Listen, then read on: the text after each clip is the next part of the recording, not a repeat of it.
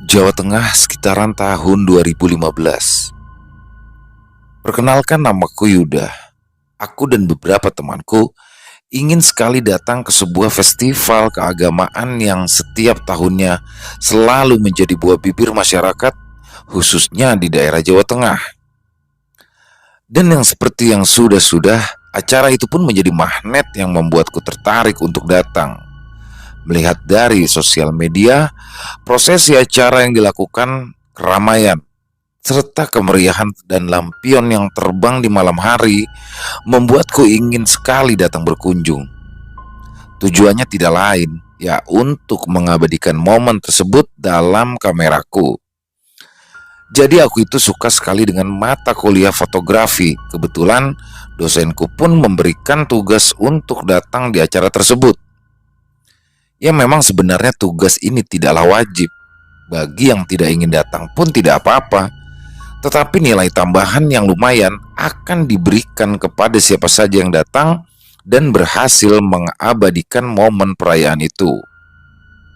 Mendengarkan hal itu membuatku bersemangat, dan secara cepat aku pun mengajak beberapa teman untuk melakukan perjalanan menuju tempat diadakannya acara tersebut. Dan singkat cerita, aku pun berhasil mengajak 7 orang lainnya untuk berangkat bersama-sama untuk menuju ke tempat acara yang jarak tempuhnya 2-3 jam dari kota yang aku tempati kini. Dengan berbekal kamera, motor, dan uang saku yang bisa dikatakan mepet, akhirnya kami semua pun setengah nekat untuk berangkat menuju ke lokasi.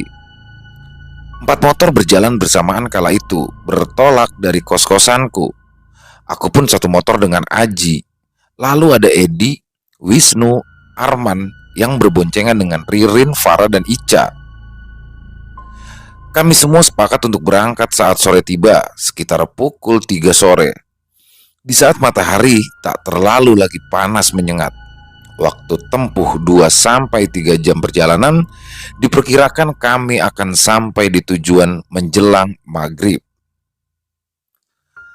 Setelah memeriksa dan memastikan perlengkapan yang akan dibawa, kami pun semua akhirnya bisa memulai perjalanan. Motor kami pun berjalan berdekatan dan saling tunggu jika ada yang tertinggal. Tidak ngebut, lebih santai menikmati perjalanan. Aku yang kala itu dibonceng oleh Aji sudah menenteng kamera kecil untuk mengabadikan momen ketika perjalanan kami. Dari saat kami pertama kali memulai perjalanan, aku pun sudah menjepret sana-sini. Tidak ada hal yang mencurigakan. Tidak ada pertanda bahwa akan terjadi sesuatu padaku dan teman-temanku. Deretan bangunan kini sudah berubah menjadi pohon-pohon yang berjajar di kiri dan kanan jalan. Hanya terdapat beberapa rumah kecil yang jaraknya saling berjauhan. Terpisah kebun dengan pohon yang menjulang tinggi. Beberapa kali pun kami berhenti untuk saling menunggu teman yang tertinggal cukup jauh. Sampai akhirnya aku pun memutuskan untuk berada di posisi paling belakang agar menjaga rombongan tidak terpisah lagi. Beberapa kali, motor yang dikendarai Edi dan Ririn menyalip truk yang berada di depannya, diikuti yang lainnya juga. Ternyata, saat sore tiba, banyak sekali truk yang datang berjalan menuju pabrik. Ya, jalan yang kami lewati ini, selain keadaan jalan yang naik turun karena perbukitan, terdapat juga beberapa pabrik yang berdekatan dengan kebun dan hutan jati. Semakin lama perjalanan kami tempuh, maka semakin sulit bagi kami untuk terus menjaga jarak sampai akhirnya aku pun terpisah dengan teman-temanku yang sudah berada jauh di depan. Dan ternyata keputusan untuk berada di posisi paling belakang rombongan yang saya ambil, inilah yang ternyata membuat saya dan Aji akhirnya mengalami hal yang tak akan pernah kami lupakan. Hujan gerimis turun, membuatku dan Aji pun akhirnya berhenti sejenak untuk memasukkan kamera kecil yang aku bawa ke dalam tas, mengamankan dari air hujan yang bisa saja membuat kameraku rusak. Aji yang sudah tidak tenang karena merasa sudah tertinggal jauh dari rombongan pun memaksa aku agar lebih cepat memakai jas hujan dan segera berjalan untuk menyusul yang lain. Tapi belum terlalu lama kami berjalan, kumandang azan maghrib sayup-sayup terdengar. Pertanda kalau waktu sebentar lagi berganti malam, membuatku tiba-tiba teringat tentang sandekala. Ya, mitos yang sering banyak dibicarakan oleh orang-orang bahwa di waktu inilah kehidupan dan aktivitas makhluk lainnya dimulai. Des, gak berhenti dulu. Masuk maghrib nih. Ucapku mengingatkan Aji dengan memanggil Gondes. Ya, itu adalah sebutan yang sering diucapkan saat memanggil seseorang di daerah kami. Alah, gas wayut. Biar ketemu teman-teman dulu aja lah, baru istirahat, jawab Aji. Gak apa-apa toh, kata orang waktu maghrib itu. Percaya sama dongeng. Itu dongeng orang lama. Ayo gas aja, aman-aman, percaya. Potong Aji yang kalah itu membuatku kesal. Belum juga selesai berbicara, sudah asal potong saja. Akhirnya kami pun melanjutkan perjalanan tanpa berhenti. Aji memacu motornya dengan kecepatan tinggi yang membuatku sedikit takut. Hujan yang turun juga semakin deras membuat jarak pandang semakin tipis. Ya, kondisi jalan juga licin. Dan tak berapa lama, aku dan Aji pun akhirnya melihat kabut putih yang mulai turun dari atas bukit. Perlahan-lahan mulai menutupi jalan. Jarak pandang semakin terbatas, membuat Aji akhirnya mengurangi kecepatannya. Perasaan aneh mulai saya rasakan saat itu. Aji tetap membawa motornya melewati kabut putih pekat yang kini sudah sepenuhnya menutupi jalan, membuat aku pun akhirnya membacakan doa agar keselamatan selalu menyertai. Lampu motor dinyalakan, klakson dibunyikan berkali-kali untuk tanda bagi kendaraan yang melintas ke arah kami. Dan saat keluar dari kabut, aku pun merasa bersyukur. Tidak ada hal buruk yang terjadi, namun dan tak lama setelahnya, hujan tiba-tiba berhenti. Jalan yang kami lewati juga masih pada jalur yang benar. Hanya saja saat itu aku mulai merasa curiga. Ya, saat melihat di depanku terdapat pohon bambu yang sangat lebat di kanan dan kiri jalan. Masing-masing kayu bambu seperti penuh dan berjajar rapat, seakan membentuk sebuah lorong. Ji, ini bener kan jalannya? Kok aku kayak ngerasa ada yang aneh ya, ucapku kala itu. Wes bener Iki. Dah santai, aku hafal jalannya, ucap Aji kala itu penuh dengan keyakinan. Loh, tapi kok mereka kayaknya udah jauh banget ya Ji? Apa jangan-jangan mereka berhenti? Dan pas berhenti, kita nggak lihat mereka, tanya aku kembali. Gak mungkin banget itu, pasti aku lihat. Aku nggak lihat teman-teman kita tadi, cuma lalu lalang mobil aja kok, jawab Aji. Ia pun terus memacu sepeda motornya. Melihat keadaan jalan yang mulai kering, Aji pun menambah kecepatannya hingga akhirnya kita berdua pun tiba di sebuah pasar yang ramai. Ada sedikit keanehan di sini. Ya, pasar itu nampak penuh sesak dengan banyaknya orang hingga hampir menutupi jalan. Hanya menyisakan sedikit jalan yang bisa dilewati kami berdua. Namun, hiruk pikuk layaknya suasana di pasar tidak kami rasakan di sini. Semua orang hanya diam, tak ada yang berbicara. Seperti hanya saling tatap satu sama lain yang membuat aku pun merasa merinding di pasar seperti itu. Semua yang aku lihat seperti menggunakan baju-baju lama, baju tradisional orang Jawa, terlalu tenang dan sepi untuk disebut pasar, dengan banyaknya orang yang berada di dalamnya. Ji, ini kok ada pasar sih? Perasaan kemarin-kemarin aku lihat jalannya di map nggak ada pasar yang deket hutan gini deh. Lagian ini aneh. Masa pasar udah mau maghrib masih rame begini? Tanyaku penasaran. Sudah mau tutup mungkin Yud. Atau mungkin pasar malam, jawab Aji. Ngawur aja kamu. Masa pasar malam di jalan pinggir hutan begini? Malah serem lagi, yang bener aja, ucapku yang mulai merasakan kepanikan. Lah terus apa? Udah, ini tuh di jalan, pikiran harus jelas. Dah, berhenti dulu. Lepasin jas hujannya, udah nggak hujan soalnya. Jadi malah kelihatan kayak orang aneh. ucap Aji yang terus tenang dengan keadaan saat ini. Kami berdua pun akhirnya berhenti tak jauh dari pasar. Kami mulai melepaskan jas hujan yang kami kenakan lalu merapikannya kembali. Setelahnya aku pun kembali mengeluarkan handphone bermaksud untuk mengecek lokasi saat ini melalui Google Map. Namun, setelah aku coba berkali-kali, aplikasi sepertinya tidak mau terbuka. Selalu saja kembali ke awal tampilan layar. Aku periksa sinyal dan masih baik-baik saja padahal. Segera aku pun menghubungi yang lain bermaksud untuk menanyakan posisi teman-teman yang lain. Halo Cak, kalian udah sampai mana? Kok kayaknya aku jauh banget ya, ucapku setelah berhasil menelpon Ica kala itu. Yuk, suara hilang, ucap Ica dengan perkataan yang tak jelas karena sepertinya gangguan sinyal. Berkali-kali dicoba tetap saja suara Ica hilang, sampai akhirnya sinyal yang tadinya penuh tiba-tiba mendadak kosong. Simbol SIM card dengan tanda silang terlihat jelas di handphoneku. Sinyal hilang, tak ada sama sekali. Mengetahui hal ini membuat aku dan Aji pun bingung. Gimana? Udah tahu kabar yang lainnya? Tanya Aji. Gak bisa Des, sinyal hilang. Ini loh, coba lihat.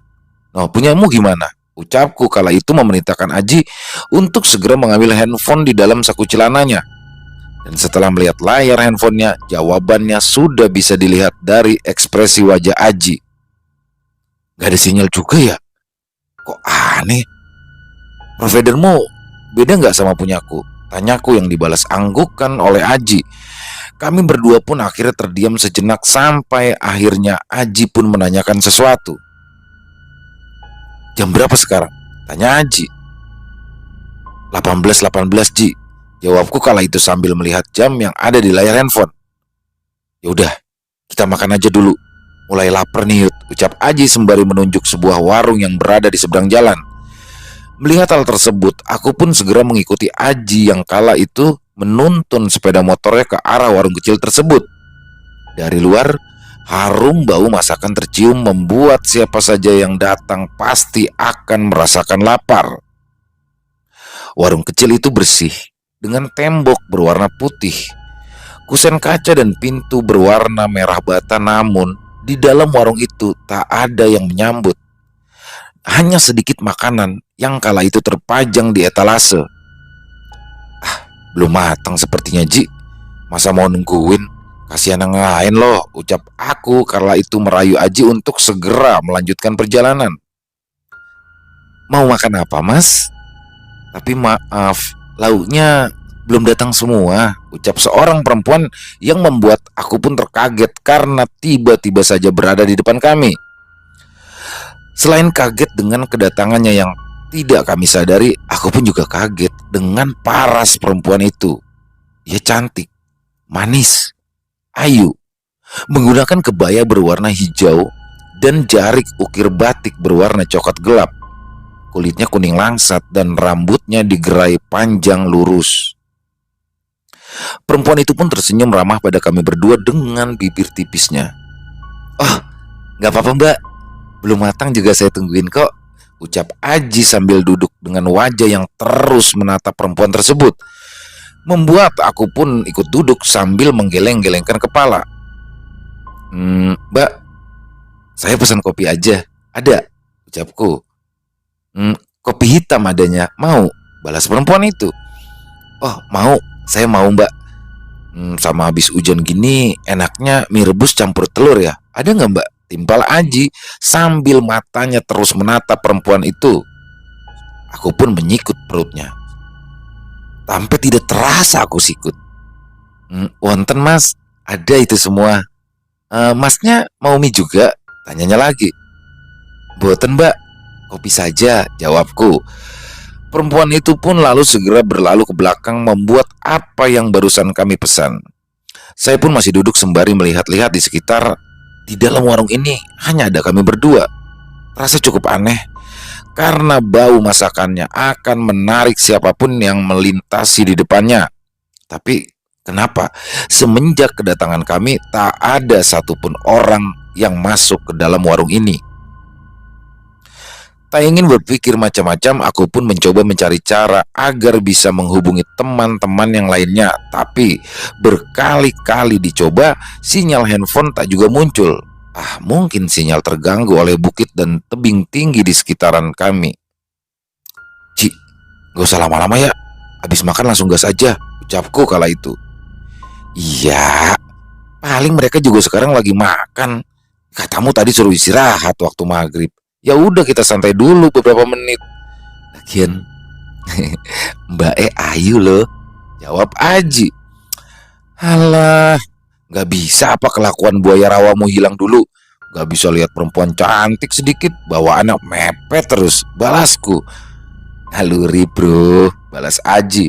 Aku pun hanya bisa menggeleng-gelengkan kepala. Akhirnya setelah beberapa lama menunggu, makanan pun dan minuman yang kami pesan datang. Dengan sigap, Aji segera memakan mie rebus yang sudah terhidang di depannya. Aku pun segera meminum kopi hitam yang masih hangat.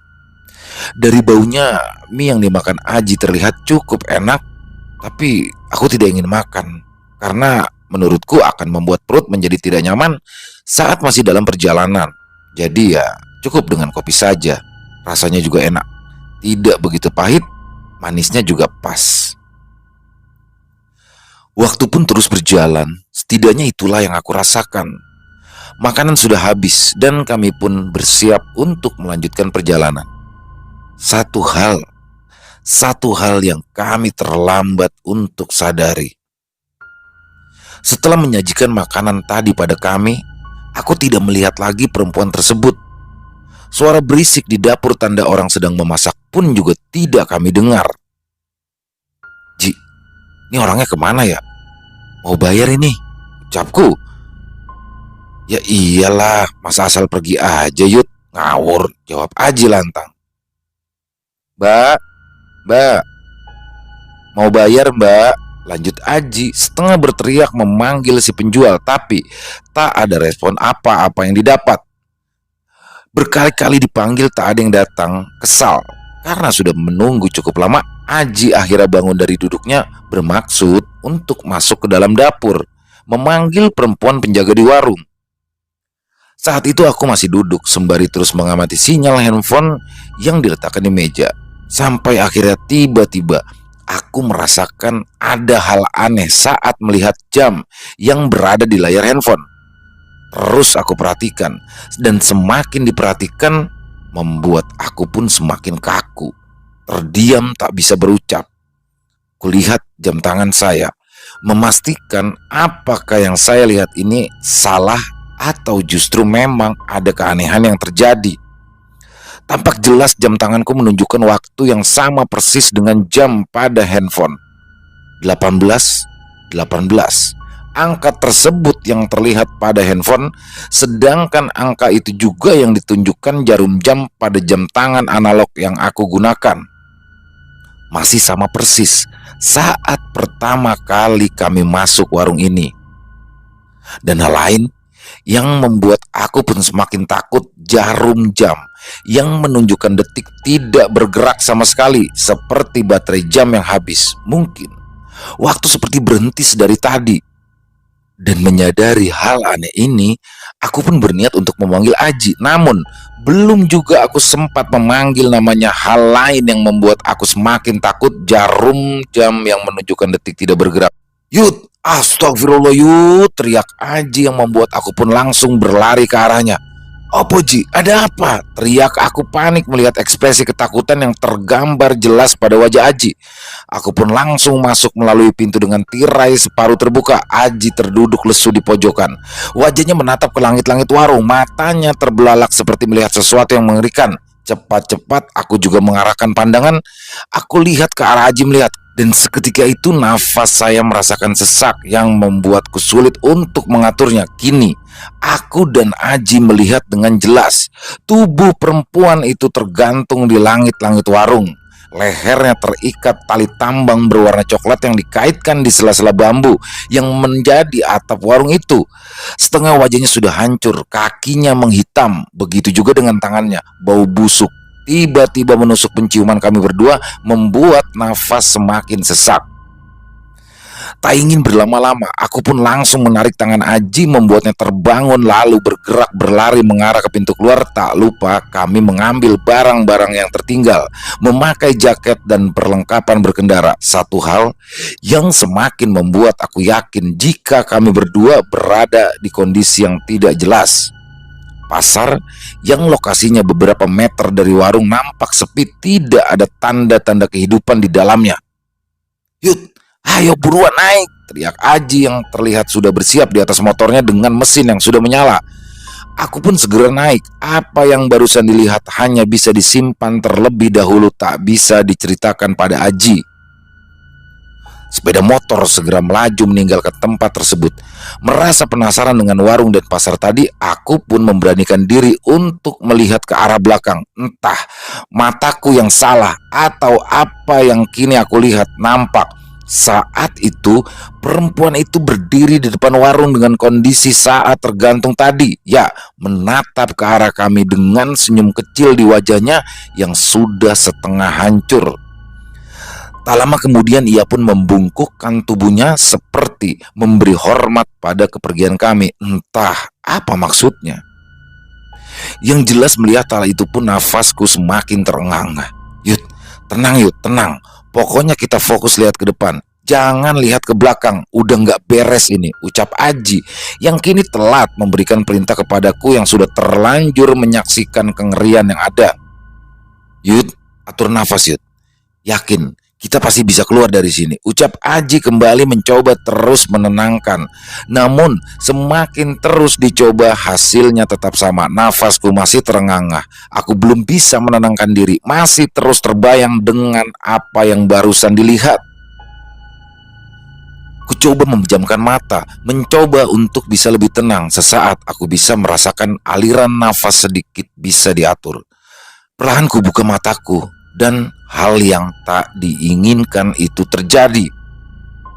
Tiba-tiba sosok orang tua berdiri di hadapan kami, tepat berada di tengah-tengah jalan. Aji yang sedari tadi memacu kecepatan sepeda motornya seperti orang yang kesetanan tak bisa lagi menguasai kendali. Ya, motor yang kami kendarai tergelincir. Karena Aji kala itu telat menyadari sosok orang tua yang entah dari mana tiba-tiba bisa berada di depan jalur kami. Ya, segalanya terjadi begitu cepat. Suara keras motor terjatuh sempat terdengar hingga akhirnya aku pun terpental entah sampai mana. Yang bisa aku rasakan setelah kejadian singkat itu, keadaan begitu sunyi sekitar. Tubuhku tergeletak di pinggir jalan, pandanganku mengarah ke langit yang pada waktu itu masih sama keadaannya. Langit waktu maghrib, dengan sedikit cahaya yang masih bisa terlihat tanda sang surya belum sepenuhnya menghilang. "Yud, Yud, Yud, sadar Yud, woi, Yud." Teriakan Aji sayup-sayup mulai terdengar mengarah ke tempat aku tergeletak. Cepat-cepat ia pun membangunkan tubuhku.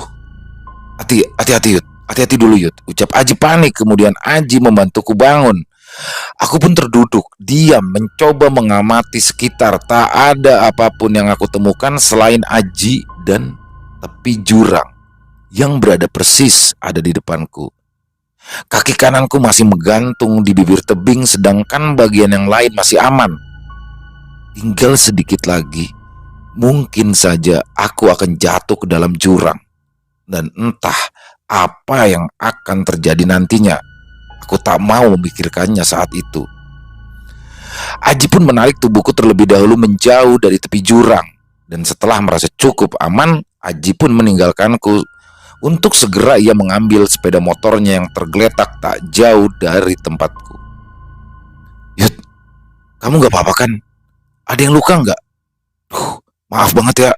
Tadi tiba-tiba ada kakek-kakek di depan kita. Mau aku tabrak.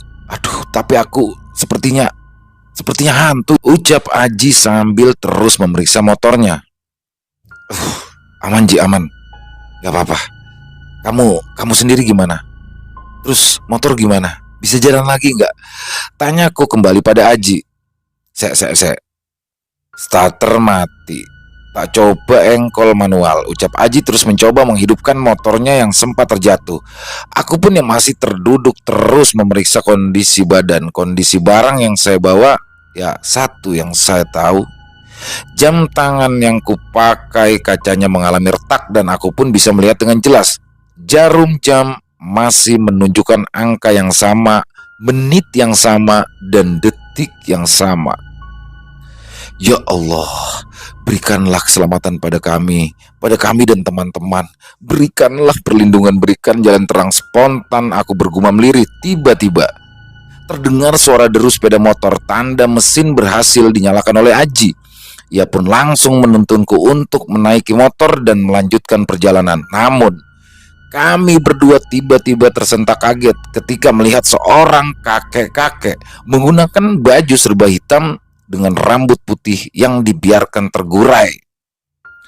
Wajahnya terlihat serius menatap kami. Ia berdiri tepat di depan motor yang akan kami kendarai. Ampun Mbah, ampun. Cucumu numpang lewat, tolong jangan diganggu ya, ucap Aji memohon sambil terus menundukkan wajahnya.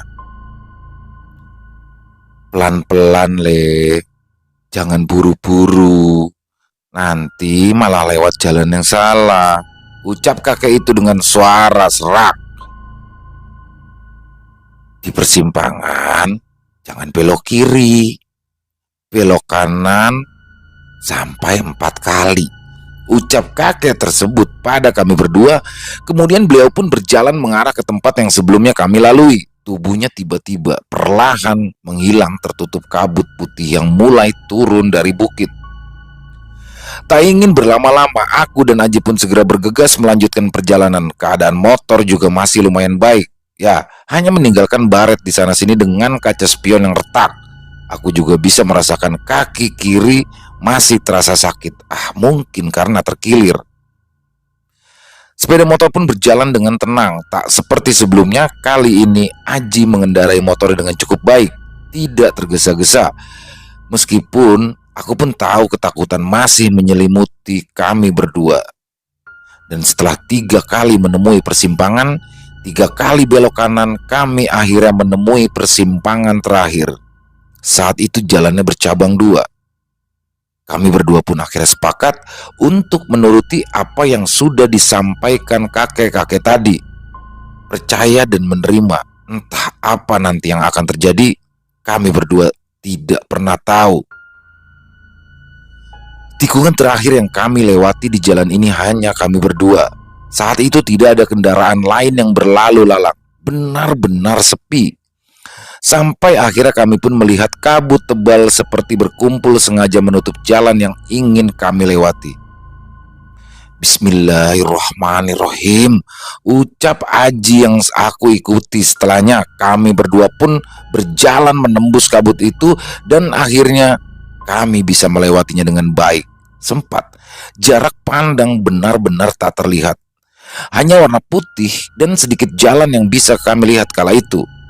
Tak lama setelah kami berhasil keluar dari kabut, kami pun akhirnya menemukan mobil, bus, dan truk yang posisinya berada di depan kami.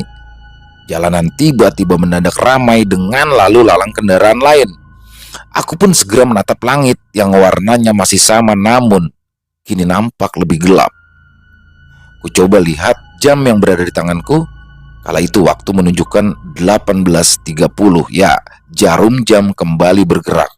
Waktu yang sangat tidak masuk akal. Aku dan Aji seperti merasakan sudah terlalu lama berada di warung tadi. Namun jika melihat jarak waktunya, sepertinya terjadi sangat sebentar. Rasanya waktu seperti terhenti, benar-benar berhenti. Dan kemudian selang beberapa lama handphone mulai berbunyi. Dan setelah kuangkat ternyata Ica mengabarkan kalau mereka semua berhenti di pom bensin yang letaknya tak jauh dari tempat kami berjalan. Mereka pun memutuskan untuk beristirahat sembari melaksanakan sholat maghrib. Lalu kami berdua segera menyusul ke tempat yang lain. Maghrib dulu. Istirahat dulu Ci, Yud, ucap Wisnu pada kami yang baru saja datang. Loh, kalian ini kayak baru dari perjalanan jauh, muka kucel, badan motor. Kalian jatuh toh? Padahal kita juga baru datang beberapa menit yang lalu, tanya Ica pada kami. Ia pun juga nampak keheranan dengan keadaan kami berdua. Tak sempat menjawab pertanyaan Ica, hal aneh tiba-tiba terjadi pada Aji. Ya, kini ia seperti orang yang sedang merasakan sakit pada perutnya. Mulutnya menganga, kepalanya menunduk ke bawah. Tak lama ia pun memuntahkan sesuatu dari mulutnya. Darah keluar dengan sesuatu yang berbentuk panjang, menggumpal bercampur dengan air liurnya.